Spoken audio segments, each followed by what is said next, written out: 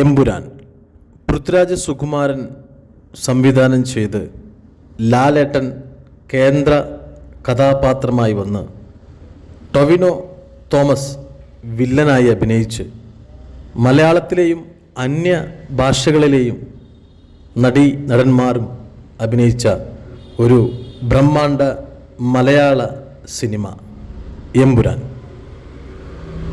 KGF എന്ന സിനിമയ്ക്കപ്പുറം പൃഥ്വിരാജ് എന്ന സംവിധായകൻ്റെ മഹിമ കാണിച്ച ഒരു മനോഹരമായ സിനിമ ലൂസിഫറിൻ്റെ രണ്ടാം ഭാഗം.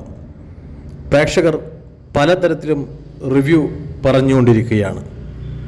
എന്നാൽ സോഷ്യൽ മീഡിയയിൽ കണ്ട ഒരു മനോഹരമായിട്ടുള്ള ഒരു റിവ്യൂ നിങ്ങൾക്കൊന്ന് കേൾപ്പിക്കാം.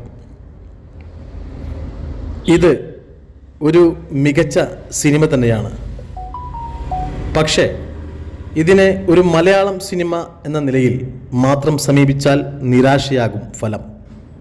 ഒരു അന്താരാഷ്ട്ര സിനിമയോ ഹിന്ദി അല്ലെങ്കിൽ തെലുങ്ക് സിനിമയോ കാണുന്ന രീതിയിൽ വേണം ഇതിനെ നോക്കിക്കാണാൻ. ആ വീക്ഷണത്തിൽ നിന്ന് നോക്കിയാൽ എമ്പുരാൻ പൂർണ്ണമായും നീതി പുലർത്തുന്നുണ്ട്.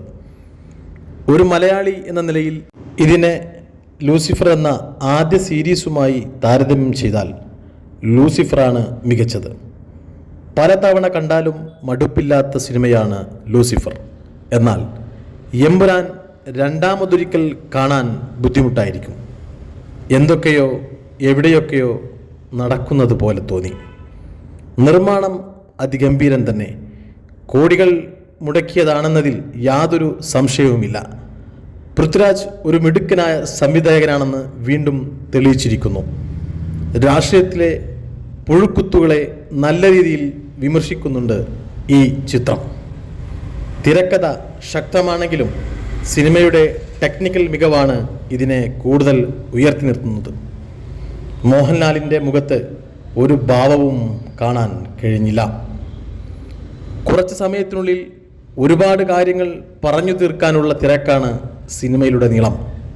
വലിയ ലാഗുകൾ ഒന്നുമില്ലാതെ, ബോറടിപ്പിക്കാതെ, സ്ക്രീനിൽ നിന്ന് കണ്ണെടുക്കാതെ മുഴുവൻ കണ്ടു തീർക്കാൻ കഴിയും എന്നത് സംവിധായകൻ്റെ കഴിവിൻ്റെ തെളിവാണ്.